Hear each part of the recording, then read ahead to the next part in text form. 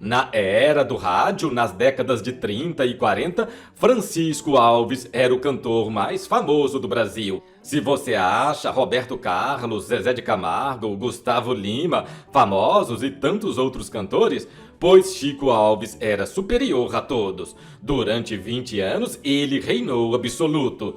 Empreendedor inteligente, durante sua carreira, acumulou milhões em dinheiro, imóveis, cavalos de raças. Francisco Alves morreu com apenas 54 anos em 1952.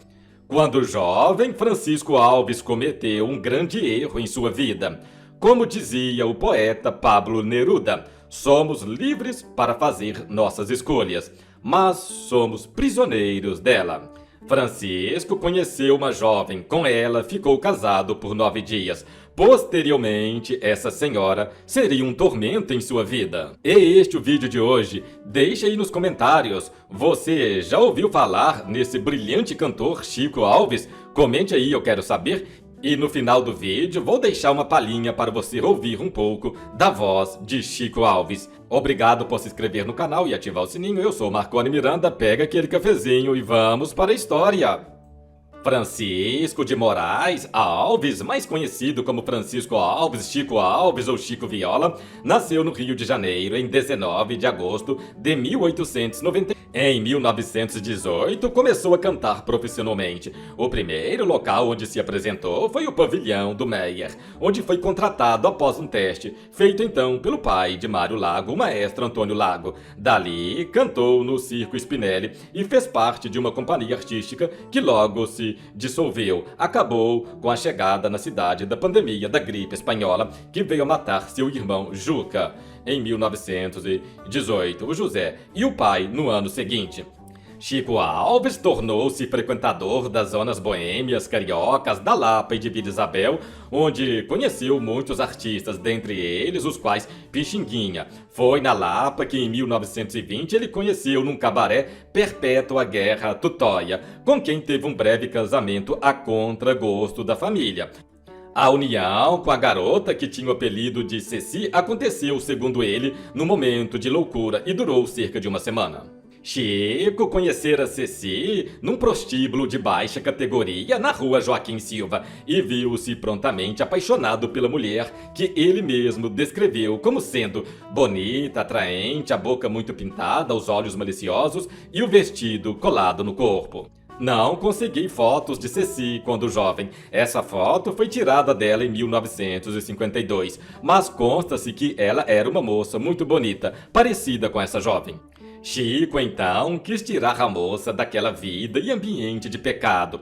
Para tanto, pediu-lhe em casamento e esta aceitou. Mas nem seus amigos, que encheram-lhe de advertências, nem a família concordaram com a tal união. Da mãe Isabel, ouviu que este lhe seria o maior desgosto de sua vida. A irmã Ângela lembrou-lhe do pai que jamais aprovaria aquele ato. Nada fez com que Chico cancelasse o casamento. E no dia 24 de maio de 1920, em celebração apenas civil, casou-se então com essa prostituta sem a presença nem de amigos nem de familiares. Foram testemunhas desconhecidos que, ao caso, estavam por perto. A festa se restringiu a pão com manteiga e café com leite, ou média, como ainda é chamado no Rio de Janeiro. Após alguns dias, a esposa, contudo, lhe confessou que não abandonaria a profissão, que continuava a se prostituir, pois o fazia não pelo dinheiro, apenas porque gostava da vida alegre e agitada dos bordéis. Antes o choque da revelação, ele mais tarde diria ao amigo Davi Nasser não entender como alguém gostasse daquela vida. O relacionamento terminou menos de um mês após ter começado. Chico não entrou com desquite. Segundo disse a Davi Nasser, isso se deu por ignorância. E em suas palavras, a Perpétua havia processado Chico 2 vezes, injuriando em juízo. O juiz, então, deu ganho de causa causa e desde então Chico Alves e Ceci ficaram juridicamente separados de corpo, mas não no papel. O fracasso no relacionamento não foi o mesmo na carreira. Ingressou na companhia de Batista de Oliveira em Niterói e conheceu o novo amor. Perpétua ou Ceci desapareceu de sua vida por 30 anos, quando então retornaria de forma surpreendente. Em 1930, Chico Alves começou a gravar em dupla com Mário Reis. E isto representou, segundo o historiador Ronaldo Conde Aguiar, um marco na história da música popular brasileira. A formação do dueto. A parceria representou um enorme sucesso e durante 2 anos gravaram juntos 24 músicas ou 12 discos. Em 1945, Sérgio Peixoto registrou sobre a carreira de Chico Alves. Quando o rádio começou a ganhar vulto com o aparecimento das primeiras emissoras e a venda de receptores em alta escala, Francisco Alves era o maioral dentro do rádio carioca. Era o artista que dava as cartas, o mais popular, o mais ouvido e o mais caro de todos. Continua sendo o melhor, o primeiro, o popularíssimo e o ouvidíssimo. De fato, Chico Alves emplacou os maiores sucessos daquele ano, dando demonstração de sua persistência como primeiro dentre os cantores da época. Sérgio Peixoto também registrou que ele sabia usar a mina de ouro, que era sua voz, e não dispensou os ganhos com as fãs ou a boemia. Com mais de 20 anos de carreira, Chico continuava com o mesmo timbre de voz que fez as delícias das morenas bonitas de seu bairro, quando, seresteiro adolescente, nem sequer sonhava um dia ganhar tanto dinheiro que daria para possuir um aras com cavalos de corridas. Em 1949, Chico terminara o casamento com Célia e começou um novo relacionamento com uma professora chamada Iraci Alves, muito mais nova que ele, a ponto de mais tarde falarem que ela tinha idade para ser sua filha. Ficaram juntos secretamente até sua morte. O ano de 1950 começou promissor para Chico, emplacando um sucesso no carnaval. Como registrou a Cena Muda, Francisco Alves é um cantor que sabe ser artista. Em 1951, Chico interpretou a marchinha Retrato do Velho, composta então por Haroldo Lobo e Marino Pinto, que tornou-se sucesso nacional e influiu na vitória de Getúlio Vargas na eleição, embora conste que Getúlio não tenha gostado de ser chamado de velho. Chico cuidava bem dos negócios, tinha vários imóveis, uma loja em Miguel Pereira e os cavalos de corrida em parceria com o sócio Mário de Almeida, conhecido como Mário Português. Ele ainda adquiriu vários apartamentos no Rio. Em 1950, sua primeira esposa, Perpétua Guerra, Tutóia ou Ceci, reapareceu em sua vida de forma inusitada e inesperada. Chico foi citado para responder a um processo que ela lhe movia, dizendo ser pai de 2 filhos adolescentes, Cristiano de 15 anos e Teresa de 13. O processo foi um choque para o cantor que, diante da repercussão que o mesmo ganhara na imprensa e o fato de ter de recorrer para serem suas testemunhas aos mesmos amigos cujos conselhos recusara 30 anos antes, pensou mesmo em abandonar a carreira. A imprensa dava destaque ao caso e o processo se arrastava, avançando pela década seguinte. Em 1951 foi o ano que sua disputa contra a ex-mulher ganhou feições de verdadeiro drama público e os detalhes eram expostos na imprensa. Perpétua se apresentava com o nome de casada, Perpétua de Moraes Alves, uma vez que nunca se separou do marido. Ela alegava que os 2 filhos, Cristiano, nascido em 1937, e Teresa, nascida em 38, eram fruto de encontros furtivos que mantinha com o cantor, enquanto este contraditava que ela tinha vida alegre, fato que Perpétua não contestava. A ação de negativa de paternidade seguiu e em setembro soube-se que Chico alegava que seu casamento durara apenas 9 dias. O cantor declarou então à imprensa que, além de anular os registros dos supostos filhos, entraria finalmente com ação de desquite. O juiz, à luz das provas e testemunhas, finalmente deu a Chico Alves ganho de causa. No entanto, Ceci, derrotada, voltaria novamente a aparecer após a morte do cantor e um novo drama viria a se desenrolar na disputa pelos bens que Chico deixaria. Em setembro de 1952, Chico, que sempre procurava desenrolar atividades filantrópicas, gravara a Canção da Criança, com a participação do coral, formado então por meninas da Casa de Lázaro, em benefício da qual a renda desta seria revertida. Foi para divulgar este trabalho que ele viajou à capital paulista para apresentar-se num show pela Rádio Nacional no Largo da Concórdia. Chico Alves, então, dirigia seu carro Buick, voltando de São Paulo para onde fora se apresentar na Rádio Nacional, pela rodovia Presidente Dutra, ao lado do amigo Haroldo Alves, quando apenas 500 metros após a ponte sobre o rio Una, que marca a divisa de Taubaté com Pindamonhangaba, por volta das 18 horas e 30 minutos do dia 27 de setembro de 1952, aconteceu o terrível acidente. Vindo então em sentido contrário, um caminhão dirigido por João Walter Sebastini, do Rio Grande do Sul, chocou-se violentamente contra ele. Com a pancada, o amigo Haroldo foi jogado para fora do veículo do cantor e sobreviveu em estado grave. Mas Chico Alves sofreu morte imediata e logo em seguida o carro se incendiou e seu corpo ficou totalmente carbonizado, praticamente irreconhecível. Haroldo foi socorrido por outro motorista que passou a seguir e foi levado para a Santa Casa de Taubaté em estado de coma. A ocorrência foi atendida pelo delegado de Pindamonhangaba, município onde ocorreu o desastre, levado o corpo para aquela cidade onde após diligências foi finalmente identificado como sendo de o Rei da Voz.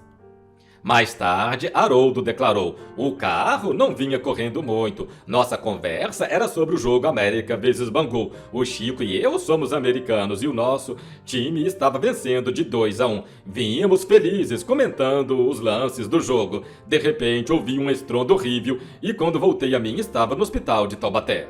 Segundo apurou o inquérito, o acidente fora causado por um terceiro veículo dirigido por Felipe Jorge, um dentista que, vindo de uma via secundária, avançara de forma imprudente na pista sul da Via Dutra, forçando o caminhão que ia rumo a São Paulo a desviar-se para a esquerda e então o automóvel de Chico Alves para a direita, de forma que ambos colidiram do lado do motorista, no acostamento da pista norte. Um desvio por conta de obras no local pode ter sido uma das causas do desastre. Seguindo para o Rio, o corpo do artista foi velado na Câmara Municipal. Uma multidão de fãs e curiosos acorreu ao lugar para se despedir da celebridade desaparecida, além de artistas, autoridades e um representante do então presidente Getúlio Vargas. Mesmo durante a madrugada do domingo para a segunda-feira, as filas diante do Legislativo Municipal não deixaram de crescer.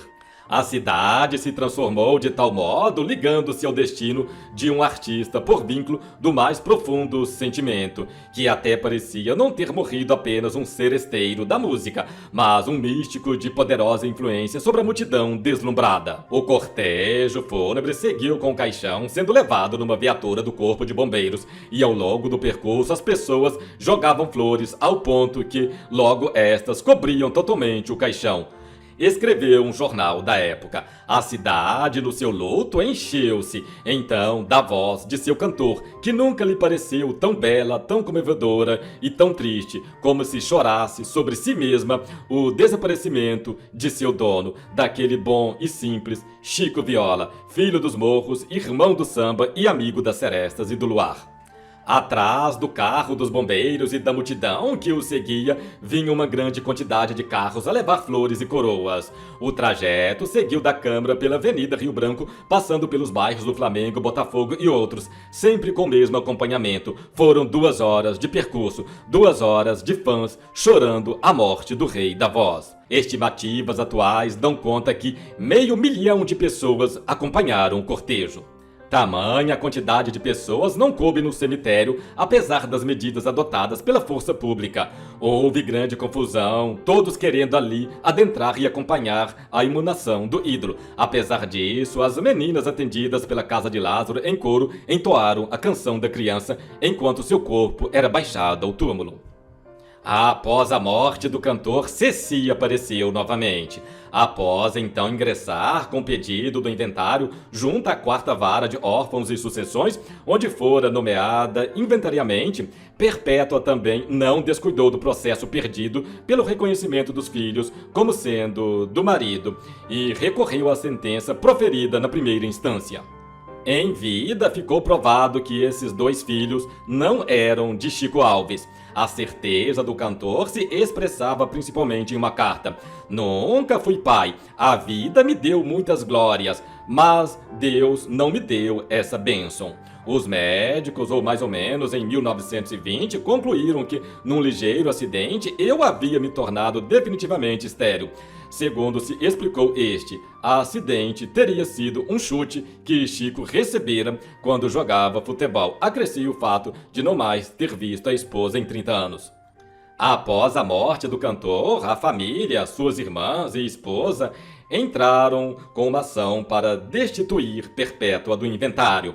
Caso Ceci não fosse vitoriosa, ela ainda teria a esperança de vencer no recurso contra a sentença de primeira instância que negou a Chico a paternidade de seus dois filhos.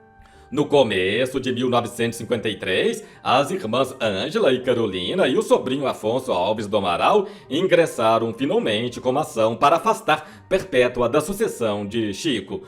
Com o termo jurídico indignidade, a ação foi proposta sobre os argumentos revelados ainda no ano anterior de que ela havia acusado o falecido.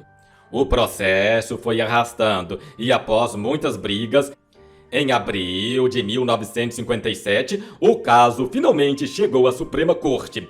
Depois de perdas e vitórias de Perpétua e das irmãs e também da esposa do cantor, em sucessivos recursos impetrados a partir da quarta vara de órfãos e sucessões, ali no STF, finalmente foi decidido que, embora Francisco Alves fosse favorável ao desquite, nunca o intentara e, portanto, o STF deu ganho de causa àquela que era, pela lei, sua viúva e única herdeira de seus bens. Perpétua, que vivera apenas 9 dias com Chico Alves e que não teve filhos com ele, tornou-se senhora de todo o patrimônio que acumulara e dos direitos sobre suas músicas. O STF deu então causa ganha para Ceci. Ceci, então, que viveu apenas 9 dias com o cantor, ficou com toda a fortuna, com toda a herança milionária de Chico Alves, imóveis, cavalos de raça, dinheiro e muito mais. As irmãs e esposa de Chico, que entraram na justiça para ficar com a herança, perderam tudo. Deixa aí nos comentários, você acha que o STF fez certo deixar a fortuna toda para Ceci? Ou você acha que deveria pelo menos deixar 50% para os familiares e esposa e 50% para Ceci? Ou você acha que Ceci não merecia ficar com nada? Deixa aí nos comentários, eu quero saber. As palavras têm poderes. Ainda em vida, Chico disse que preferia queimar seu violão a deixar seu dinheiro para uma prostituta. No dia do acidente, o violão de Chico Alves queimou e virou cinzas. E assim, o que Chico Alves falou se concretizou. Seu violão queimou todo no acidente e sua fortuna ficou toda para Perpétua Ceci. Francisco Alves gravou cerca de 987 músicas entre 1920 e 1952, embora esse número possa ser maior. Em 1936, Chico publicou uma autobiografia intitulada Minha Vida, publicada no Rio de Janeiro pela editora Brasil Contemporâneo. Em 1974, foi inaugurado o Museu Francisco Alves em uma edificação popularmente conhecida como Castelinho, na cidade de Miguel Pereira, cidade onde Francisco Alves possuía uma residência para seus momentos de descanso, situada então no centro da cidade, dentro do Jardim Municipal Francisco Marinho Andreoli. Não chega a saber por que razão, pela imensidão, iluminou também meu coração. Boa noite, amor, e sonha em mim. Ninguém, mais ninguém, só nós dois, a saudade do amor. Honesta falsa, eu te disse o meu anseio cresce e as cigarras amigas sempre nas mesmas cantigas. Adão, 5 letras que choram. Envolvendo Chico Alves nas chamas de seu próprio carro, a morte interrompe uma trajetória de 35 anos de sucesso. Ao anoitecer do dia 27 de setembro de 52, na estrada Rio-São Paulo, traumatizando toda uma cidade. Este foi o vídeo de hoje. Obrigado por se inscrever no canal e ativar o sininho. Você já sabe, estou indo embora, mas eu voltarei.